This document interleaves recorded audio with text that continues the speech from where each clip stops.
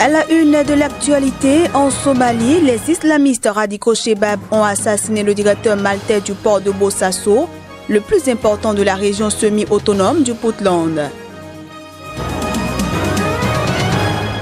En Guinée, un tribunal de Conakry a prononcé ce lundi des peines allant de 10 ans de prison à la perpétuité contre 19 personnes accusées d'assassinat de la directrice nationale du Trésor public.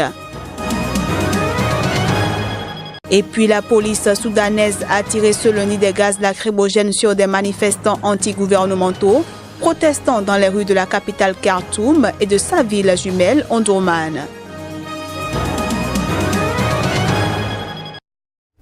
Voilà ainsi présenté l'ossature de cette édition. À toutes et à tous, bienvenue.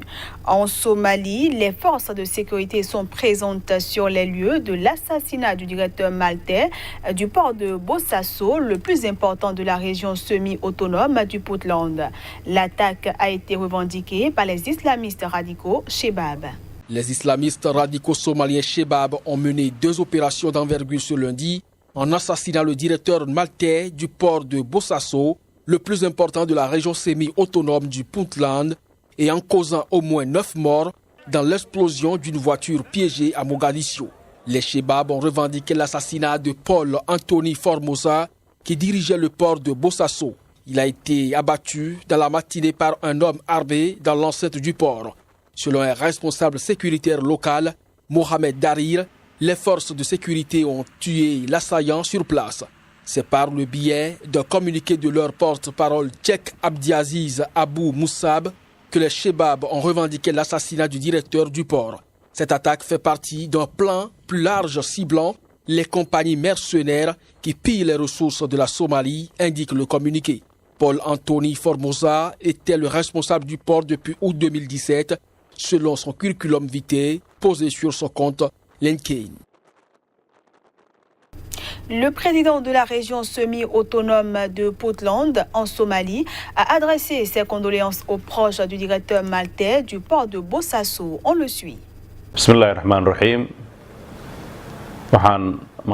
Au nom d'Allah, le plus miséricordieux, le plus clément, j'adresse aujourd'hui mes plus sincères condoléances aux familles de Paul Anthony Formosa, directeur du port de Bosaso, qui a été tué dans ce port.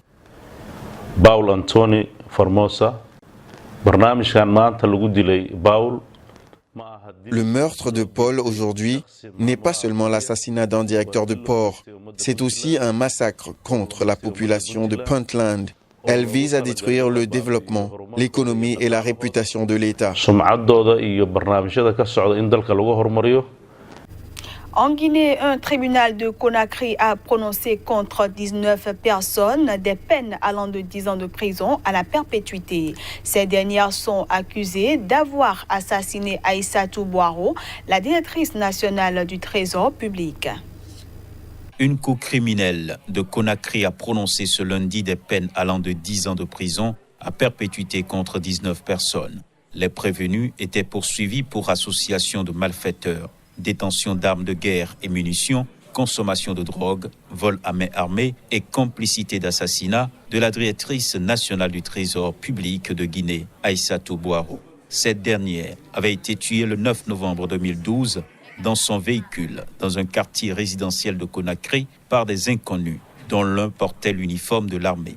Aïssatou Boiro avait été à l'origine du démantèlement d'un réseau ayant tenté en mai 2012 de détourner plus de 1,5 million d'euros de la Banque centrale de Guinée, impliquant plusieurs cadres de la banque, du Trésor public et du ministère des Finances.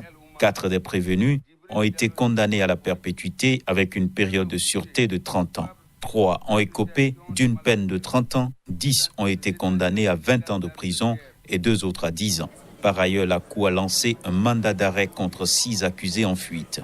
Un prévenu est mort en prison. Selon un avocat de la partie civile, c'est une décision qui est tout à fait conforme au droit, à la constance des faits et aux éléments de preuve dans cette affaire. Par contre, un avocat des prévenus a affirmé que la justice n'a pas joué son rôle et qu'il compte reprendre le jugement en appel dans l'intérêt de leurs clients. Le procès s'est ouvert le 20 novembre 2017, mais a été suspendu à plusieurs reprises avant de véritablement débuter en novembre dernier. En Sierra Leone, les auditions d'une commission d'enquête destinée à faire la lumière sur les cas de corruption sous le régime de l'ancien président Ernest Bai Koroma a débuté à Freetown. Les précisions.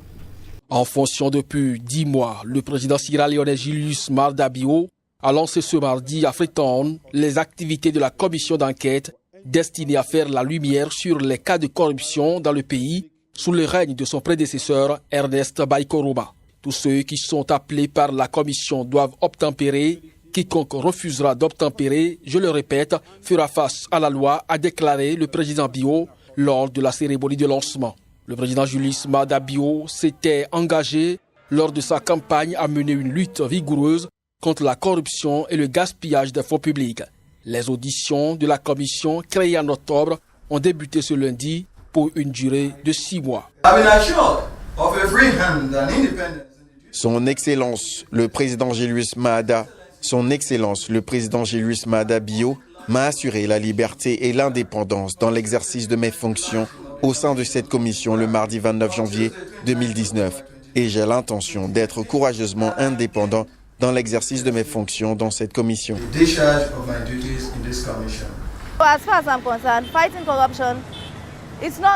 Selon moi, la lutte contre la corruption n'est pas une chasse aux sorcières.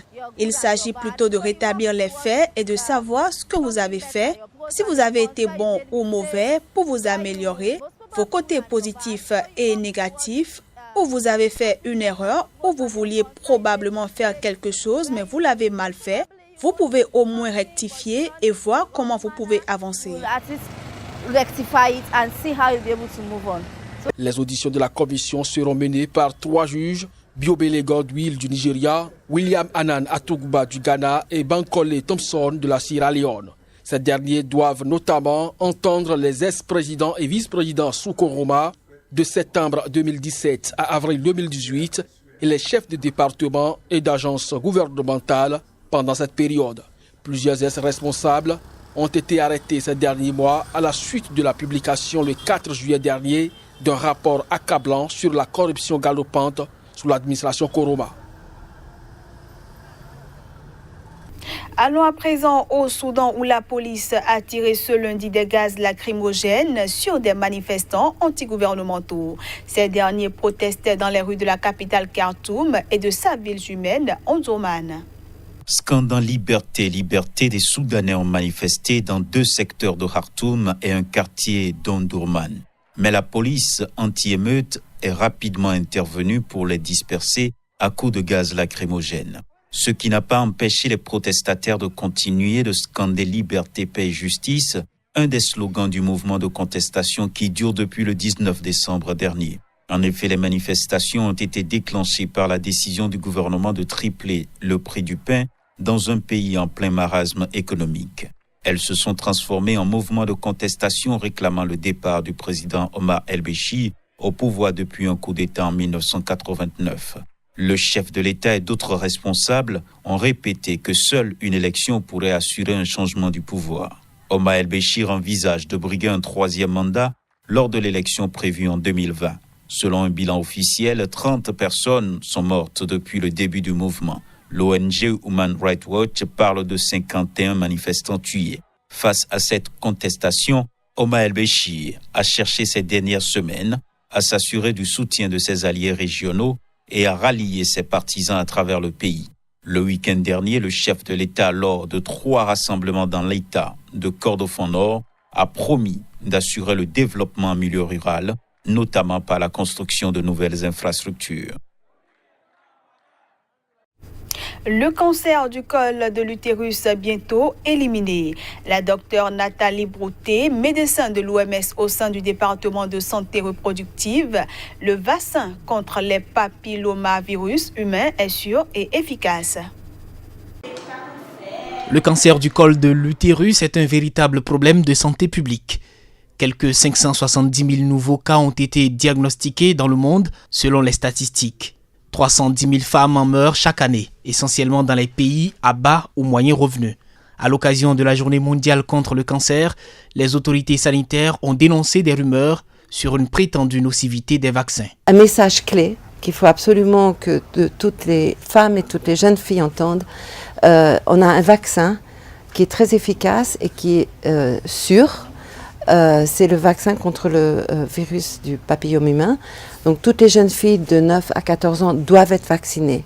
Le bénéfice de ce vaccin se montre à l'âge adulte parce qu'elles n'auront pas de cancer du col. Il faut comprendre qu'il y a 570 000 nouveaux cas de cancer du col tous les ans dans le monde et que la distribution de ces cas est très inégale.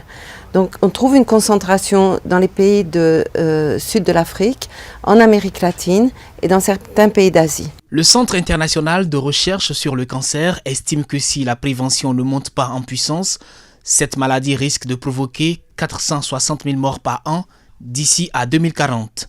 Une vingtaine de pays dans le monde recommandent que les garçons soient aussi vaccinés, en plus des filles, pour réduire la circulation des virus. On passe à présent à la revue de presse Afrique.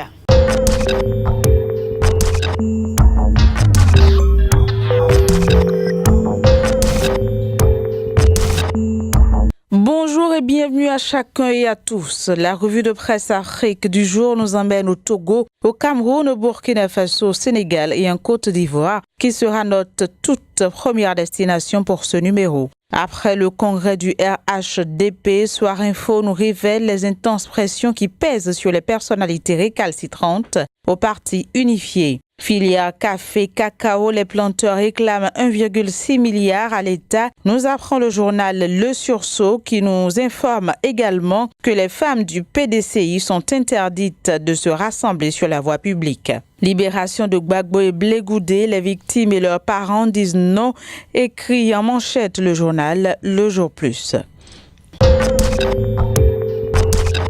Direction le Burkina Faso, le quotidien L'Express du Faso informe ses lecteurs de la démolition des habitats illégaux sous haute surveillance policière dans le camp militaire de Ouézin Koulibaly. 5e session ordinaire du G5 Sahel, les présidents nigériens, maliens et mauritaniens à Ouaga, peut-on lire en première page du journal Le Quotidien. Au Cameroun, le quotidien Le Jour annonce une nouvelle grève à l'université de Ngaoundéré.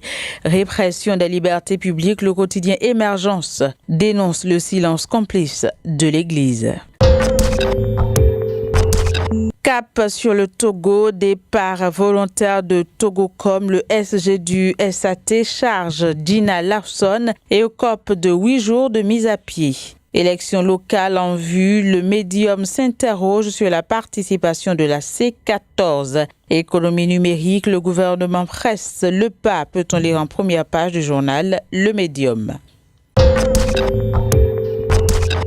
Puis au Sénégal, jour 2 de la campagne présidentielle, les candidats prennent leur marque, écrit en manchette Sud Quotidien. Campagne électorale toujours, enquête nous informe que Macky a fait une démonstration de force. Allant dans le même sens, le Soleil souligne les fortes mobilisations pour Macky Sall à Kébémer, Louga et Saint-Louis. Vox Pop informe que le ton monte dans la campagne électorale. Voilà, c'est la fin de la revue de presse Afrique de ce 5 février 2019. Merci de l'avoir suivi. Au revoir et à demain.